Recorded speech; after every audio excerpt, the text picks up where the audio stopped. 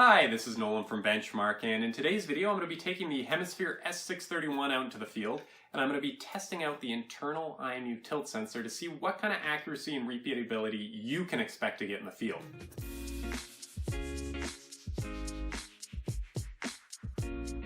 So the first thing I wanted to test was I wanted to see what kind of difference your pull height has in the internal IMU tilt sensor accuracy. So to test that, what I did was I took an adjustable height pole and I set it to 3 different heights. I set it to 1.5 meters, 1.8 meters, and 2 meters. And then using a bipod, I wanted to take a shot every 5 degrees from 0 to 45 degrees. And that way we get a pretty good range on what exactly this tilt sensor can do from really easy conditions to the really extreme. So to test this, I found a point on the ground, and what I did was I turned my tilt sensor off at first and I took an average of 20 points. So that way we have something to compare it to. We're not comparing it tilt sensor to tilt sensor, we're comparing it to just the raw power of the S631 to what the tilt sensor can do. So after I'd stored that average of 20 points, what I did was I lost my fix by dumping the antenna, and then I turned my tilt sensor on and calibrated it. So in my first calibration, you should see a video of David doing it on screen. What I did was I put it on a single point on the ground and then I shook it back and forth until the initialized IMU had disappeared. And then I just walked around in a quick circle to initialize the RTK part of the tilt sensor. And once I'd done that, I came back to that point that I took the average on, and then I took a point at 0 degrees, 5 degrees, 10, 15, so every 5 all the way up to 45. And I did that twice for each pull height because, quite frankly, it was really cold when I was doing this and I couldn't feel my hands after a couple of runs, so I had to come back and warm up. But after I'd suffered through that for the point of this video, you can kind of see the results I got. So right now on screen, you can see that, quite frankly, there's not a huge deviation even all the way out to 45 degrees. We go from about, let's say 8-9 mils at 0 degrees, which is in spec for just straight RTK.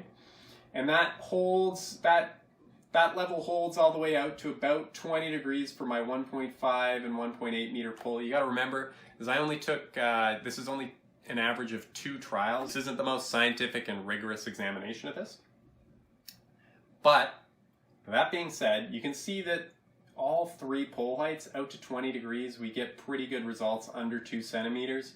For the 2 shorter pulls at 1.5 and 1.8, they're both within spec. We're around 1.5 to 8 mils out. So that's really, really quite good for the majority of times you'll be using the tilt sensor. And then even all the way up to 45 degrees, we're seeing like a 1.8, 1.5 centimeter bust, which is past what Hemisphere recommends for the spec for these things.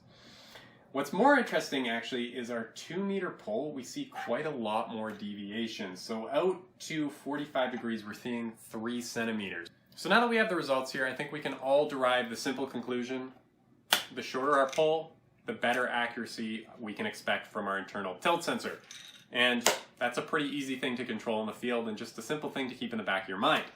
What I think were the more interesting results from the day are comparing the 2 different calibration methods I used. So in the second test, I did the same calibration method that I showed David doing in the first part of this experiment, and I compared it to using a different one where I simply just got the initialized IMU to disappear. So those 2 different calibration methods, there's a huge difference between them. When we're going out to about 10 degrees, we don't see much of a difference, especially in the 1.5 meter pull. We're seeing about the same thing as we saw in the past experiment. Out to 20 degrees, we're seeing like a 8 mil to 2 centimeter bust. So that's reasonably within spec there. It's once we get out to those more extreme angles that the calibration really starts to matter. So right now you're looking at the 1.5 meter pull, and you can see that the properly calibrated, so that's the calibrated 1.5 meter pull on this plot, so the black circles, you can see that out to 45 degrees, we're seeing an under 2 centimeter bust, which is really, really quite spectacular. But the uncalibrated, so the one where I just walked around and got the initialized IMU to disappear, you can see that I'm hitting all the way up to 5 centimeter bust at 45 degrees. So that calibration method can work for you up to about 20 degrees, but after that you're going to be playing with some fire. So that's just something to keep in mind. What's really interesting is the 2 meter pull.